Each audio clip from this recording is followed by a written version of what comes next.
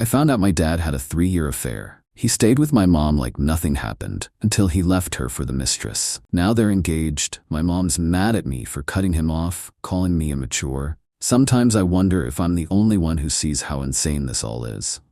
In 2021, I got a message on Facebook from a woman I'd never heard of before.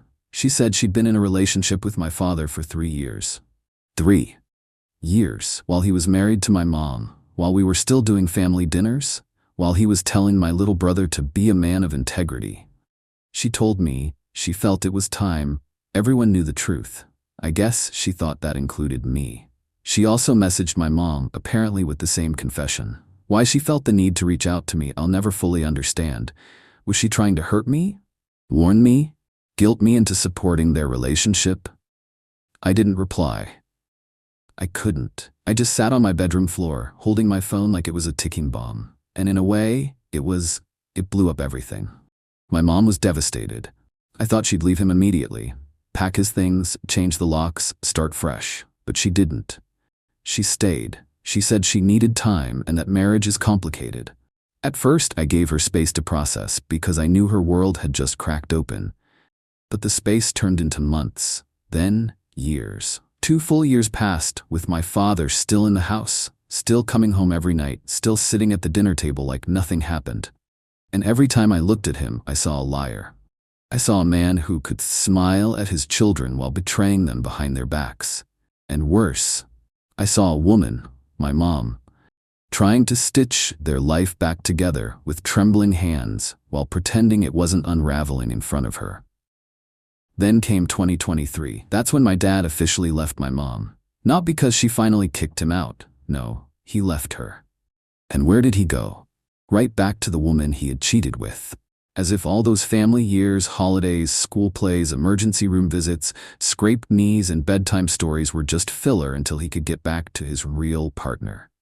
But wait, it gets worse. Just a few months ago, I found out something that made my stomach turn.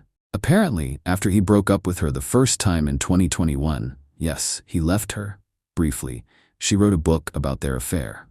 A whole book, with chapters that included me, my mom, and my siblings, full of personal details. She even tried to publish it. Like our family's pain was some character arc in her twisted romance story. And my dad knew about the book. He knew, and he still chose to go back to her. He's engaged to her now, planning to marry her.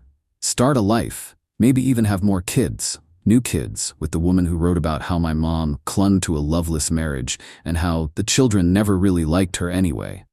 I haven't spoken to him in months. But here's the kicker. My mom is mad at me. She says I'm being immature, that I'm letting my emotions get the better of me, that no matter what, he's still your father. I want to scream. How am I the villain here? How am I the problem for not wanting anything to do with a man who chose his mistress, his ego, and her self-published fantasy over his own family? I feel like I'm losing my mind. Is it really so wrong to cut off the person who burned your entire family to the ground and is now dancing in the ashes? Update 1. Before everything fell apart, I used to think we were a normal family. We weren't perfect, but who is? My parents argued now and then, mostly about money or chores, but I thought they were solid. I grew up thinking my dad was dependable. Not warm, exactly, but steady. The kind of man who showed love through action, fixing things around the house, waking up early for work, occasionally grilling steaks on Sundays like some sort of suburban ritual. My mom was the emotional glue. She remembered birthdays, made photo albums, packed our lunches until we were too old, and made a big deal about family movie nights. She was soft in a way my dad never was, softer than she probably should have been, in hindsight. I think we all ignored the signs, or maybe we just didn't want to see them. When I was a teenager, my dad got more busy than usual. He'd leave for work early and come home late. Sometimes on weekends he'd say he had to go into the office. We didn't ask too many questions. It was just dad being dad. At least that's what my mom would say. I remember one Christmas, I must have been 23, when he left in the middle of dinner because he forgot to lock the office. We all sat around the table, pushing mashed potatoes around on our plates, pretending not to notice how my mom's eyes had started to glisten. That's the thing about emotional erosion. It doesn't happen all at once. It's a slow, quiet decay. one unanswered question at a time. Then came the message in 2021. It was a random weekday. I was finishing up work emails when I saw a Facebook notification from someone I didn't recognize. The message was long. Too long. My heart sank before I even opened it, like my body knew something my brain hadn't caught up to yet. She introduced herself politely, told me she had been in a relationship with my father for 3 years, that she loved him deeply and wanted me to know the truth. She said he had promised to leave my mom but kept delaying it, and she was tired of being the secret. I sat frozen for minutes, staring at the screen. She included screenshots, not graphic but damning, messages from his work email, flirty exchanges, hotel bookings, dinner receipts, pictures of them smiling together. She even attached a selfie she had taken in his office. It felt like getting punched in the chest and then asked to say thank you. I didn't respond. I didn't even tell my mom right away, but I didn't have to. A day later, she got her own message. That night was a blur. My mom sobbed in the living room while I sat next to her, useless, stunned, empty. My little brother didn't even know what to say. He just kept pacing, muttering, "What the hell? What the hell?" When my dad came home, she confronted him. He denied it at first. Then, when she showed him the messages, he just sat down. No apology, no panic. Just this resigned, tired shrug like he'd been caught forgetting to take out the trash. "I didn't want it to happen like this," he said, as if this was the part that bothered him. He begged to stay, said he made a mistake, that he wanted to work things out. And unbelievably, my mom said okay. She didn't forgive him, but she didn't kick him out either. Said it was for the family. Said it was for us. But it wasn't for us. It was for her. Because she still loved him. Because some part of her wanted to believe he could come back from this. I couldn't understand it. I wanted to scream every time I saw him in the kitchen, making coffee like nothing happened. He still tried to talk to me, like we could just go back to the usual, "How's work?" small talk. I gave him nothing. Just cold nods and silence. I moved out 2 months later. My mom kept trying. Marriage counseling, church groups, date nights. It was almost painful to watch. He went through the motions, but his eyes were somewhere else, on someone else. Then, in 2023, he left. Just left. No fight, no dramatic goodbye, just a note on the kitchen counter and a half-empty closet. He moved in with her, the woman from the message, the woman who blew up our family. The woman who, I would soon learn, wrote a book about the affair. At first I thought it was a joke, a sick rumor. But no, she had actually written a full-length manuscript, thinly veiled as fiction, detailing her tortured love story with a married man. She changed our names but barely. It included anecdotes that only someone inside our family could know. My mom's panic attacks, my brother's college struggles, things we thought were private, twisted into some romanticized garbage meant for strangers to read. And the worst part? My dad knew. He knew she had written it. He knew she tried to publish it. And he went back to her anyway. Proposed to her even. They're engaged now, taking couple photos in matching outfits. Posting second chance at love captions like they're the victims in all this. And somehow, I'm the one being told to get over it. My mom, the woman who should be just as betrayed, just as furious, tells me I'm being cruel for cutting him off. That he's still your father. And you only get one. She says I'm being dramatic, that I'm breaking the family apart now by not speaking to him. As if the man who betrayed his wife and let his mistress tell my story to the world deserves forgiveness just because we share DNA. No one seems to see what I see. No one seems to feel how I feel. And honestly, I don't know if that makes me stronger or just more alone. Update 2. There's something unreal about realizing that your pain is just content to someone else. When I first heard about the book, the actual book, I thought maybe it was just a venting journal or something she posted online anonymously, but it was a polished manuscript with chapters, a preface, even acknowledgments. She wrote about her connection with my dad as if it were a Nicholas Sparks novel and painted my mom as some cold, emotionally distant woman who drove him away. She called us barriers. I read that line and nearly threw my phone across the room. "We loved each other in secret for years," she wrote. "But we always knew the day would come when truth would rise above obligation. His wife, his children, they were never obstacles to overcome. just barriers to the life we were meant to live. Barriers. Like we were traffic cones in her rom-com. My mom hadn't read it. I'm still not sure if she ever did. Part of me hopes she didn't. She doesn't deserve to see herself reduced to a jealous caricature. But I had to see it for myself. I needed to know what my dad had chosen, and what I found was worse than I imagined. She described family events. Our family events. A trip to the lake house where my mom cried on the dock after an argument. A story about me getting into a fight with my dad over something stupid, my college major, probably. But it was all twisted, rewritten through her eyes. She made herself the hero in every scene, the misunderstood outsider, the secret soulmate waiting in the wings. And my dad knew. He had seen it, he had read parts of it. She sent it to him while they were still seeing each other in secret. According to an old email I somehow stumbled across when my brother was helping our mom with legal paperwork, he gave feedback. He even suggested edits. I felt like I was going to vomit. How do you process that your father, the man who raised you, who watched your first dance recital, who helped you move into your college dorm, read a romanticized account of his affair and your family's destruction, and responded with grammar notes? And now they're engaged. He proposed 6 months after the divorce was finalized, in some obnoxious winery setting, surrounded by fairy lights and family friends who apparently had no problem attending. I saw the photos on Facebook. I wasn't blocked. Maybe they thought I'd changed my mind. Or maybe they wanted me to see. The captions were unbearable. Love always wins.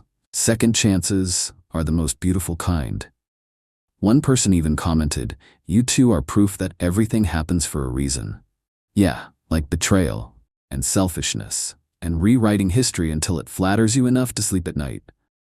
I didn't go to the engagement party. I wasn't invited, but even if I had been, I wouldn't have stepped within 10 miles of it. What broke me, though, wasn't the party. It was my mom. She called me the day after, crying, not about the proposal, but about me. About how I hadn't shown up, hadn't reached out, hadn't tried. She said that my dad had made mistakes, but he was still trying to be part of our lives. That cutting him off was only hurting myself. I couldn't believe what I was hearing. Myself? I snapped. I'm not the one who's dating a woman who wrote a fantasy novel about blowing up our family. You don't understand what it's like to be married for 30 years, she said quietly. And you don't understand what it's like to watch your mother make excuses for the man who shattered her. I fired back. She went silent. We didn't talk for 2 weeks after that. I started to feel like everyone wanted me to be the bigger person. My aunt reached out, said I should at least go to the wedding. My cousin, who was always closer to my dad, texted, "He's not perfect, but he's still your dad." One of my childhood friends even said, "You know, people cheat. It doesn't make them bad parents." I wanted to scream. Because no one understood that it wasn't just about the cheating. It was about the book, about the lying, the gaslighting, the complete disregard for who we were and what we went through.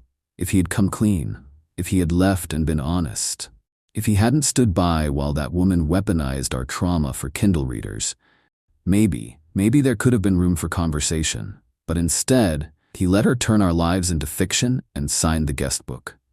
And now everyone wants me to forgive him? It became a pattern, people dancing around the truth, trying to guilt me back into the fold. Like I was the one who fractured the family, not the man who cheated, lied, and collaborated on a literary hate crime. Eventually, I stopped engaging. I muted the group chats. I stopped answering calls from certain relatives.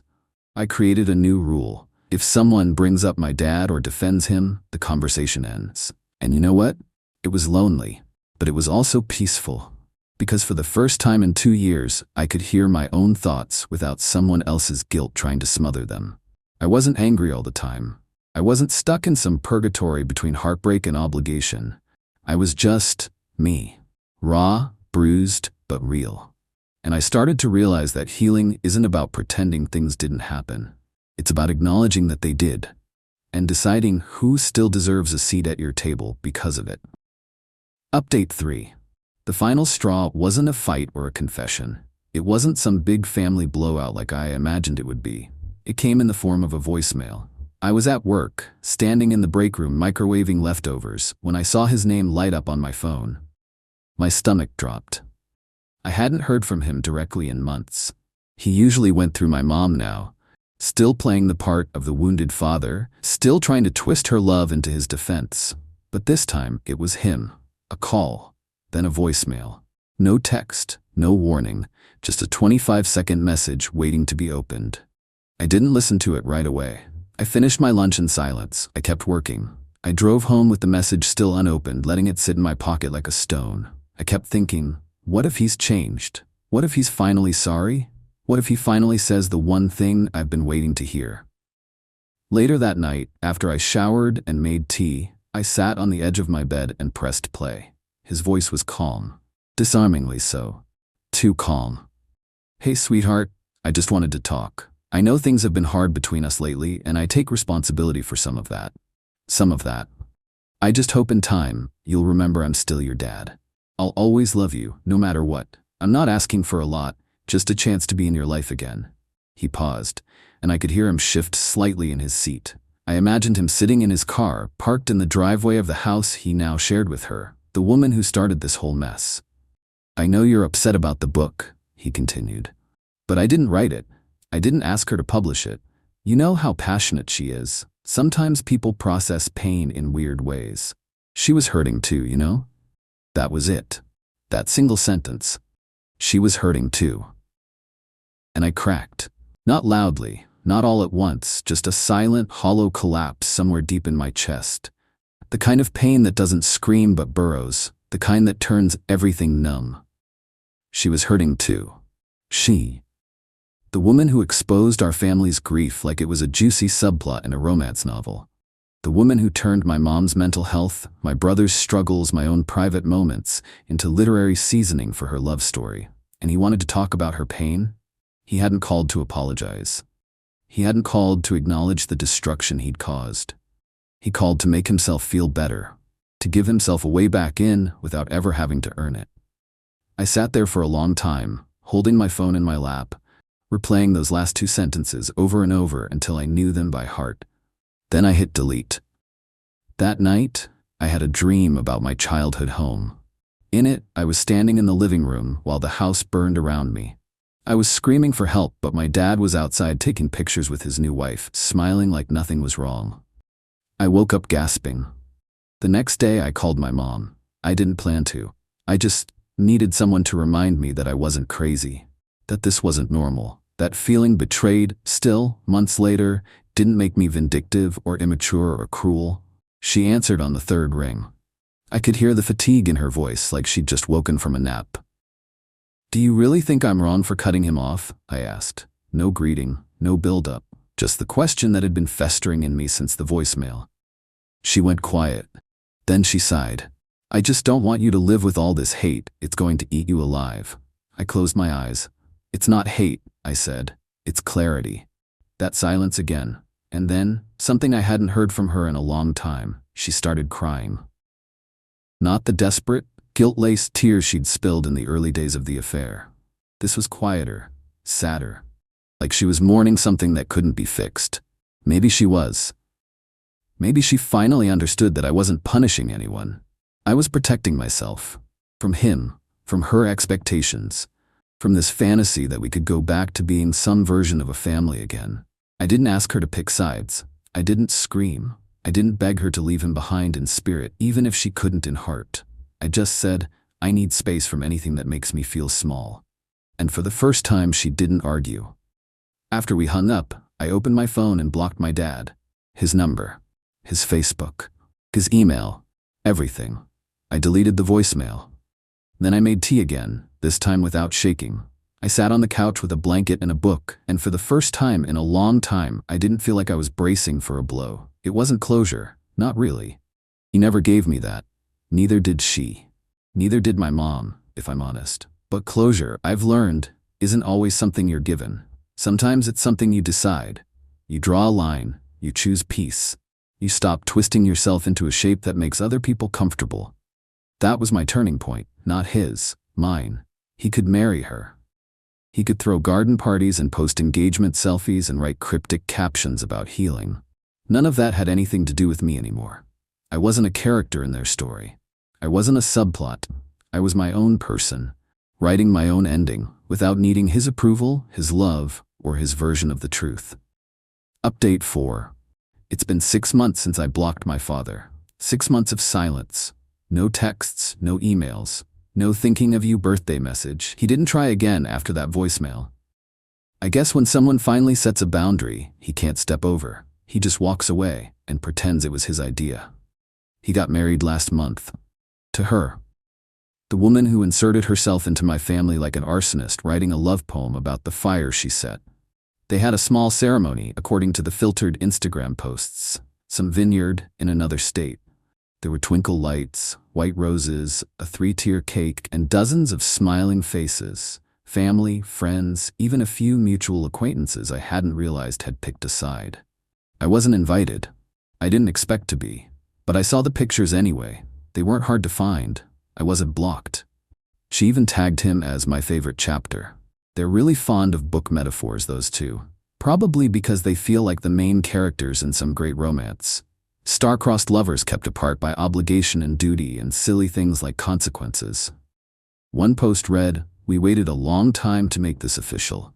Some journeys are harder than others, but the best love stories always are." I read that one twice. Not because it surprised me, but because it didn't. There was no mention of the wreckage left behind. No acknowledgement of the people they hurt, no trace of the wife he lied to for years, or the children who had to rebuild their identities without the father they thought they knew. Just flowers. Smiles. Perfectly lit photos of the new beginning. And still, people keep asking me if I'm going to reach out. Just give it time. He's still your dad. You'll regret this when he's gone. Maybe I will. I don't know. But if I do, it won't be because I was wrong. It'll be because I believed for too long that love without accountability still counted for something. I used to think cutting him off would bring me peace instantly. It didn't. It brought space, and with that space came silence and grief. Not just for him, but for what I thought we had. For the version of him I built in my head, the version who protected me, cared for me, loved me unconditionally. That man is gone, or maybe he never existed in the first place. That realization broke something in me, but it also freed me, because for the first time, I wasn't waiting, not for an apology, not for closure, not for some impossible change that would make all the hurt worth it. I stopped bargaining with the past. I stopped measuring my healing by whether or not I could forgive someone who didn't even want to be forgiven, just accepted, unchallenged. Forgiveness, I've come to understand, isn't about letting people back in. It's about letting yourself out. Releasing the hold they have on you, freeing the parts of you that were tied to a version of reality they warped. So no, I haven't forgiven him in the way people expect. But I'm not angry anymore either. I've simply moved on. Not in a "my life is perfect now" kind of way. It's still messy. Some days I wake up and feel the dull ache of it all over again. Especially when I hear people talk about their dads like they're their heroes. Especially when I see a father hug his daughter at the store or post a picture of them on graduation day with a caption like, "My greatest pride." Those moments hurt, quietly, deeply. And I let them. But I don't let them consume me anymore. I've started rebuilding my world, not by filling the father-shaped void, but by expanding everything else. I picked up old hobbies I'd dropped. I joined a book club. I know, the irony isn't lost on me. I started therapy. I reconnected with my little brother in a way that feels more real than it ever did when we were kids. We're not just siblings anymore, we're survivors of the same implosion. And my mom, we're okay. Not perfect. There's still a soft bruise between us, a tension that flares when either of us gets too defensive. But she's trying, and I see her differently now. Not as a woman who stayed too long, but as someone who held on because she was afraid of falling apart. I get that now. I've been there. The difference is, I let go. And if I'm the villain in my father's story because of that, if I'm the bitter daughter who turned her back on family, I can live with that. I'd rather be the villain in someone's fantasy than a prisoner in my own reality. So here's what I've learned. You don't owe anyone a relationship just because they share your blood. You don't have to accept apologies that come with excuses. You don't have to make space for people who tried to erase you in their happily ever after. Sometimes, loving yourself means cutting off the hand that keeps burning you. Even if it once held yours when you were 5 years old and scared of the dark. I'm not healed, but I'm healing.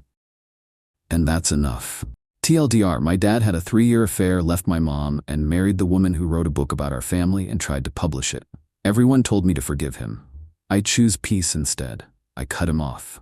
And for the first time in a long time, I finally feel like myself again.